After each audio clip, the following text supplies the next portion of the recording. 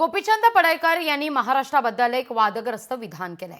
महाराष्ट्र पुरोगामी राज्य हे थोटांडे, पुरोगामी राज्य हे फक्त भाषणापुरतं असून हे राज्य प्रचंड जातीयवादी आहे असं भाजप आमदार गोपीचंद पडळकर म्हणतात। सांगलीच्या आटपाडी इथं सत्कार सोहळ्याप्रसंगी पडळकरांनी हे वादग्रस्त वक्तव्य केलंय। लोक म्हणते तो महाराष्ट्र पुरोगामी राज्य आहे, हे थोतांड आहे सगळं, हे भाषणात सांगायपुरतं आहे। महाराष्ट्र हे फुले शाहू आंबेडकरांच्या विचारावरती चालतो, हे फक्त भाषणापुरतं आहे। प्रचंड जातीयवादी हे राज्य आहे, हे पहिलं डोक्यात फिट्ट करून ठेवा। हे आपण बदलू शकत नाही, आपल्याला काम करायचं आहे। जाती जातीतल्या ज्या भिंती आहेत त्या तोडून सगळ्या लोकांच्यासाठी एकत्रितपणे आपल्याला काम करावं लागणार आहे। गावागावात आपल्याला एकत्रित यावं लागणार आहे, वैचारिकपणे एकत्रित यावं लागणार आहे। अपने तो अपने होते हैं, पराये अपने नहीं होते, ध्यानात ठेवा। अपने तो अपने होते हैं, पराये अपने नहीं होते हैं असं गोपीचंद पडळकर म्हणतात। पण सगळ्यात महत्त्वाचं म्हणजे पुरोगामी राज्य हे फक्त भाषणापुरताच आहे, हे वक्तव्य गोपीचंद पडळकरांनी केलेलं आहे। आजवर महाराष्ट्राकडे एक पुरोगामी राष्ट्र म्हणून, पुरोगामी राज्य म्हणून पाहिलं जातं, पण गोपीचंद पडळकर, सत्तेत असलेले हे आमदार गोपीचंद पडळकर म्हणतात की अर्थात महाराष्ट्र पुरोगामी राज्य आहे हे केवळ थोटांड आहे, पुरोगामी राज्य हे फक्त भाषणापुरता आहे असं त्यांचं म्हणणं आहे।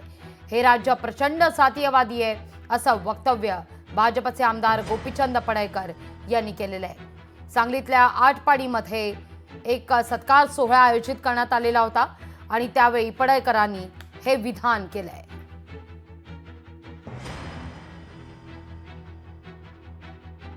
हे वादग्रस्त वक्तव्य आपण पाहतोय, पुरोगामी राज्य हे फक्त भाषणापुरतं आहे असं पडळकर म्हणतायत।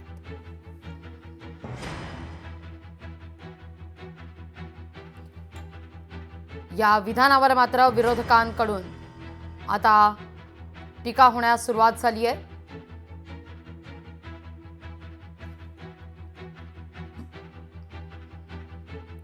या सगळ्या विषयी बोलण्याकरता राष्ट्रवादीच्या नेत्या विद्याताई आपल्या सोबत जोडल्या गेलेल्या आहेत।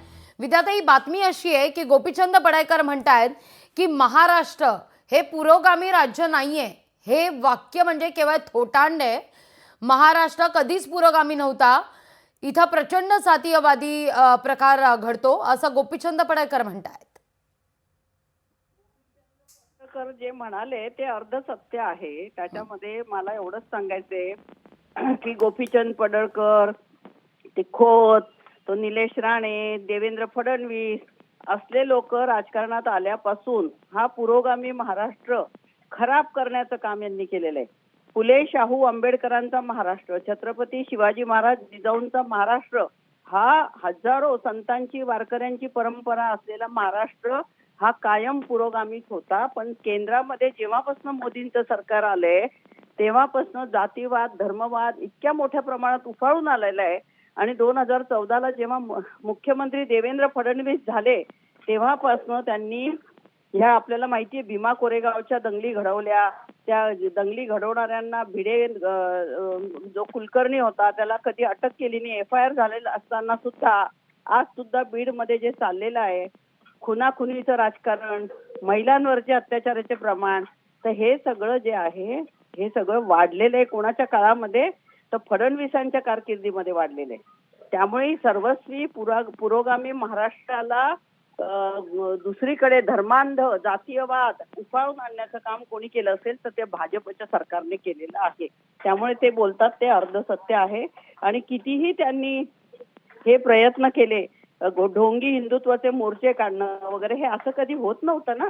बांगलादेशामध्ये जर काय झालं तर श्रीमती इंदिरा गांधीजी जेव्हा पंतप्रधान होत्या तेव्हा पाकिस्तानवर युद्ध करून त्यांनी 2 तुकडे केले, बांगलादेशाची निर्मिती केली, तिकडे बॉर्डरवरती युद्ध केलं। इथे असं लोकांमध्ये जाऊन भडकवण्याचं काम केलेलं नाहीये।